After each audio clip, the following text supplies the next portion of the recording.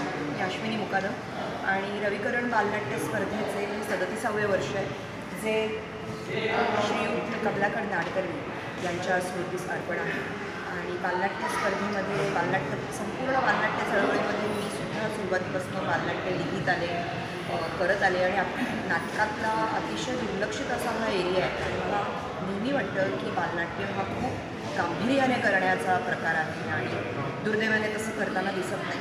पण तरीसुद्धा अशा बालनाट्य स्पर्धांच्या निमित्ताने का होईना विविध शाळा, विविध संस्था बालनाट्य सादर करतात, एकत्र येतात आणि एक प्रकारची चळवळ सतत चालू राहते. आणि त्याबद्दल मी रविकिरणचे आभार मानते आणि अभिनंदनसुद्धा करते, कारण त्यांचं हे सलग 37वं वर्ष आहे.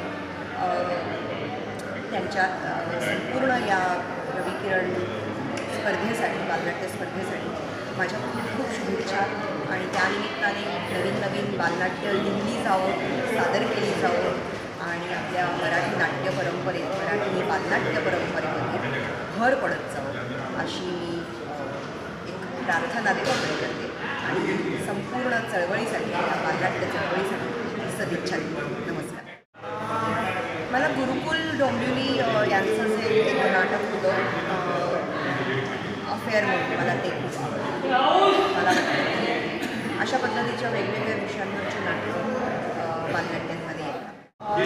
एकंदरीतच नाटक करणं हेच खूप आता कष्टाचं आणि खर्चाचं काम होऊन बसलं आहे, दुरापास्त होऊन बसलं आहे. कारण व्यावसायिक नाटकांना सुद्धा जिथे तिकीट विक्री नसल्यामुळे, बुकिंग नसल्यामुळे नाटकं बंद पडत आहेत, कलाकार वेळ देऊ शकतात, जे काही कारणं असतात.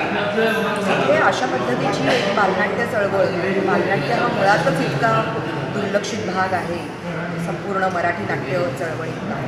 दुर्दैवाने ही बालनाट्य चळवळ इतकी वर्ष सातत्याने चालू ठेवायची, हे खरंच खूप महत्त्वपूर्ण काम रविकिरण करत आहे आणि त्याबद्दल मला खरंच नाट्यांमध्ये काम करण्यापेक्षा मी बालनाट्य लिहिलेली आहे, ती बसवलेली आहे आणि त्यांना बक्षीससुद्धा मिळाली. माझ्या एक नवी उमटे इंद्रधनू नावाच्या बालनाट्याला रविकिरणने पण बक्षीस मिळालेलं आहे. मला वाटतं साल 2017 का 2018 साली ते सादर झालं आणि त्याला बक्षीस आहे. मला माझ्या दुसऱ्या एका नाटकाला महाराष्ट्र शासनाचा मला लेखनाचा पुरस्कार आहे. ते पहिलं आलं होतं संपूर्ण राज्यात नाटक. असं मी बालनाट्यामध्ये 10-12 वर्ष बालनाट्य क्षेत्रामध्ये भरपूर काम केलेले आहे आणि अजूनही मी लिहिते आणि अजूनही लिहिण्याचा माझा मानस आहे. आता बघू ते कधी तरीच चालतं. तुम्हाला खूप खूप शुभेच्छा. रविकिरणला आभार. राजमुद्रा फिल्म्स या चॅनेलला माझ्याकडून